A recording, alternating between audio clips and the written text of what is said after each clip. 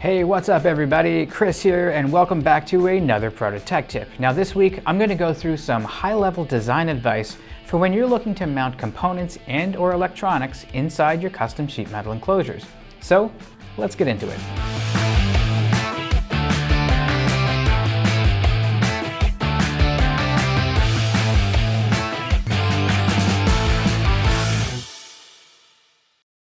Now at Protocase and Protospace MFG, we can manufacture your custom sheet metal enclosures in just 2 to 3 days. But while you're designing these enclosures, there are a few important things to keep in mind to ensure that they function as intended for a long time.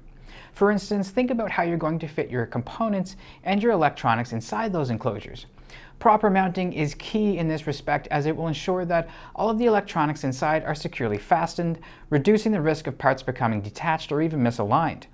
This can significantly impact your project's outcome, determining whether it functions as intended or encounters failures due to poor assembly. Now, let's dive into some ways to mount your components and electronics inside sheet metal enclosures. Now remember, picking the right mounting method is important since each option will have its own advantages. Take self-clinching fasteners, for instance. You might know them as PEM fasteners, which is actually a trademark of Penn Engineering. These are great because they make assembly and disassembly easier since they become a permanent fixture once they're inserted. Standoffs, nuts, and studs can be permanently inserted to help reduce assembly time, as they replace many of the loose standoffs, nuts, and screws that are needed for assembly. Now, another important point to consider is reducing vibration within the enclosure. Now, vibration inside an enclosure with electronics can cause malfunctions and decrease the durability of the components, and may even damage the sheet metal enclosure itself. Now, to tackle this, using rubber or silicone vibration dampening mounts to dampen vibration is recommended. These materials also provide added protection against shock and impact.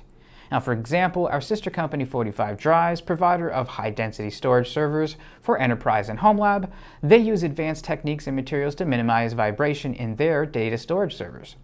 They use silicone grommets between the fans and the chassis, which helps isolate any rotational vibration created by the spinning fan blades.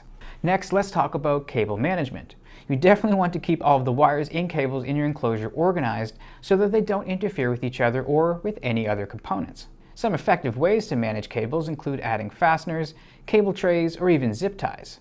And now, if you want more information on cable management, we released a separate tech tip last year, and I'll drop the link in the description below.